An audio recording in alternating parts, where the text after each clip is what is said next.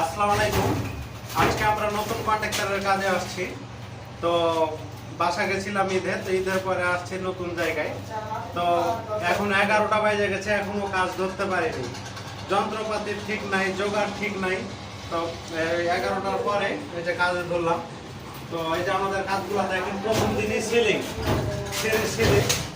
আমাদের কাজগুলো দেখেন। এখন 11টা যেহেতু বাইরে গেছে, কাজ করতে হবে উড়াধুরা। আমি আছি, আমার সাথে এই যে চিনছো কালো মাস্তান, আর একটা ক্যামেরাম্যান হলো ভালো মাস্তান, আর একটা আছে চিঙ্কু মাস্তান।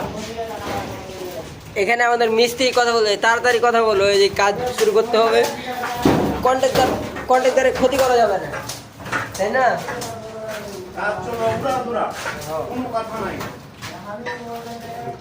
হ্যাঁ,